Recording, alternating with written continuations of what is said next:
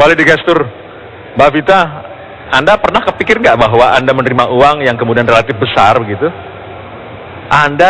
Rekening Anda itu dipantau sebetulnya. Pernah nggak kepikiran? Nggak pernah sih terpikir seperti itu sebelumnya, tidak pernah. Gitu. Karena emang aku di sini sama saudara F, emang aku nggak ngerasa ada terlibat untuk sesuatu bisnis yang akan menyangkut dengan korupsi gitu ya, nggak. Jadi nggak terpikir sampai ke sana ya. Yang aku pikir di situ dia bantu Vita, ya udah kita butuh pertolongan itu aja sih. Bagaimana dengan Anda, Alona? Anda nggak pernah berpikir nggak bahwa transaksi uang Anda itu dipantau betul oleh PPATK? Silakan, tidak apa-apa, karena uang saya halal. Jadi saya tidak ada kenal satupun pejabat, dan apalagi mentransfer ataupun apa, benar-benar tidak ada. Jadi nggak ada. Sekali lagi Mbak Ivan ya, Mbak Ivan sekali lagi. Mas Ivan, maaf, habis jadi Mbak di sini.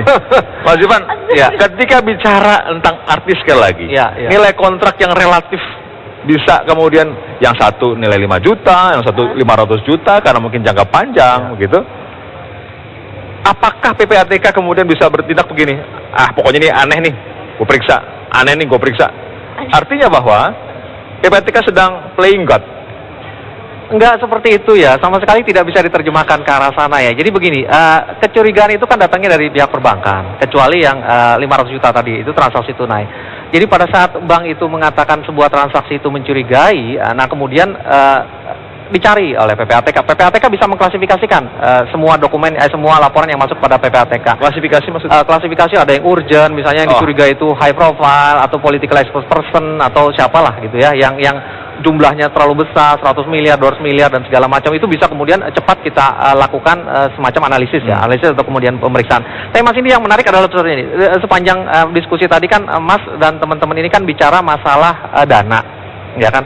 Sebenarnya tidak hanya sebatas dana saja, yang menarik itu kan natura juga bisa. Jadi seseorang melakukan pembelian mobil, katakanlah ini siapapun juga ya, pembelian mobil kepada seseorang untuk kemudian diatasnamakan kepada orang, kan dealer mobil itu punya kewajiban melaporkan kepada PPATK. Contohnya Mbak Vita mendapat mobil itu. Siapapun juga. Misalnya seseorang membayarkan, nah kemudian terpantau oleh banknya bahwa yang membayarkan ini adalah katakanlah orang yang high profile gitu, high profile dari sisi jabatan, yang banknya menganggap bahwa tidak mungkin dia membayar segini banyak yang berasal dari penghasilan dia yang sah.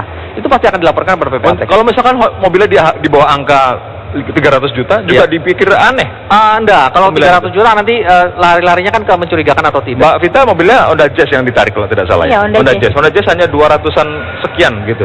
Ya. Kalau pada akhirnya aneh kan maksudnya? Ya, tergantung melihatnya dari mana ya. Kalau pada akhirnya teman-teman penyidik itu bisa membuktikan bahwa uang yang berasal dari tindak pidana korupsi itu dipakai untuk membeli, tidak hanya 100 juta ya, berapapun juga nilainya, itu bisa ditarik oleh mereka. Terjadi pencucian uang di situ gitu. Terjadi pencucian uang di situ, di barang itu. Jadi seperti tadi saya bilang bahwa ada harta kekayaan yang harusnya tidak bisa dimanfaatkan, kemudian dimanfaatkan untuk membeli mobil, berapapun juga jumlahnya, untuk kemudian itu pasal 5 bunyinya seperti itu. Suka tidak suka, senang tidak senang, percaya tidak percaya, undang-undang mengatakan seperti itu. Pasal 5-nya. Pada segmen berikut saya ingin mengundang Mbak Yenti Ganarsi, yang beliau akan bisa menggambarkan apakah mungkin orang yang menerima, atau kita sebut sebagai rakyat jelita atau artis ini, jika menerima uang dari mereka yang mencurigakan itu, bisa kemudian dianggap sebagai calon tersangka atau bahkan nanti calon terdakwa. Sesaat lagi.